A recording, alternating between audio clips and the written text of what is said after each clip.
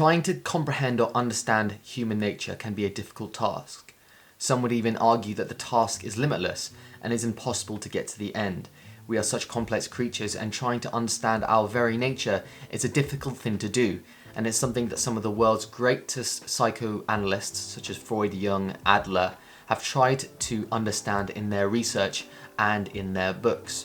So one of these books is Understanding Human Nature by the Austrian psychoanalyst and psychologist Alfred Adler, and it's something that I've been reading over the past week or two to try and get a glimpse in why he thinks human nature is so difficult to comprehend.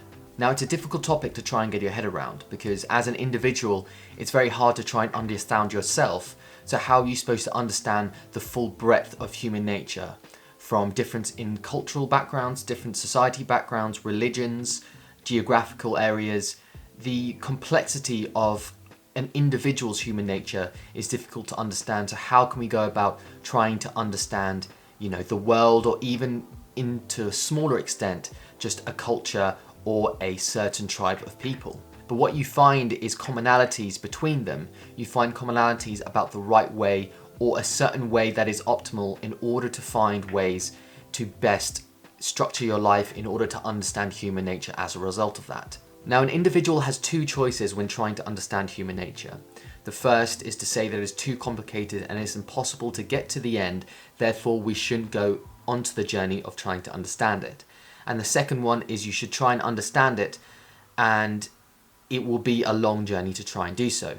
Now, I am a proponent of the latter, trying to understand human nature to better understand yourself as a result, whereas the former ignores the basis of individual self-improvement to then cast yourself away from that and say, look, that's too complicated for me to understand. Whereas that might be true, the understanding of human nature will mean, as a result, that you're better to understand yourself. Now, one of the main concepts I found in Adlerian psychology when reading this book is the feeling of inferiority. Now, inferiority has two stages to it. It has inferiority and has superiority. And interestingly, in this book, it talks about the fact that superiority, whereas someone might define that as someone being, better than someone else, is actually embedded in inferiority. It's to say that when you're inferior, you have two choices. You have one, to accept your inferiority and make the most of that to develop yourself, or say to yourself, look, I'm not going to develop myself, so I'll think of myself as being superior to others in the attempt to not develop.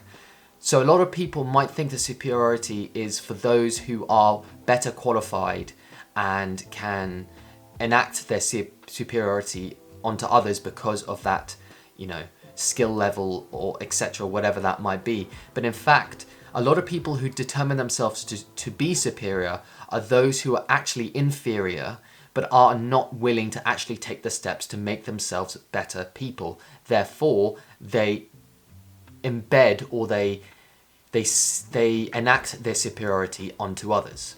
So there's lots, as you probably can tell, that I've learned from this book in the first couple of weeks of reading it. Like I said when I started it, it's a pretty heavy book, so I think it will take a couple more weeks to go through, just because I want to try and understand more of the concepts inside. Now, there's two other book reviews that I'm going to do this week. The Courage to be Disliked by Ichiro Kishimi, which focuses on Adlerian psychology and a conversation over a couple of nights between a professor and a young man that tries to delve into the concepts and the core theories surrounding Adlerian psychology.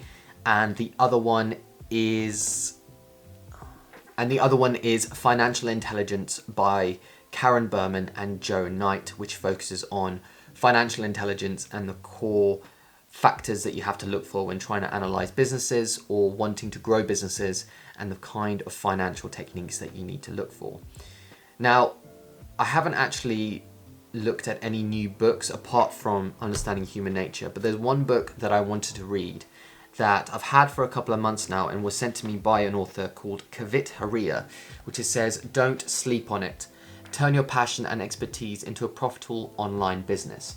Now, I have quite a few of these books. They're not too long. They're about 140 to 150 pages, but they focus on a specific niche. So this is, I think, marketing and creating a profitable online business. and is rooted in a passion. So for me, it's books, or for someone else, it might be selling something, or whatever that might be, and trying to create a online presence to then reach more people, save time, and make money while you sleep. So I've had this book for a couple of months now, and I've saw a couple of good reviews on Instagram. I follow the author as well, and he makes some really interesting content. So I thought I'll give it a read. Hopefully I will have some good things to say about it, but as always, I'll give you my honest take on it.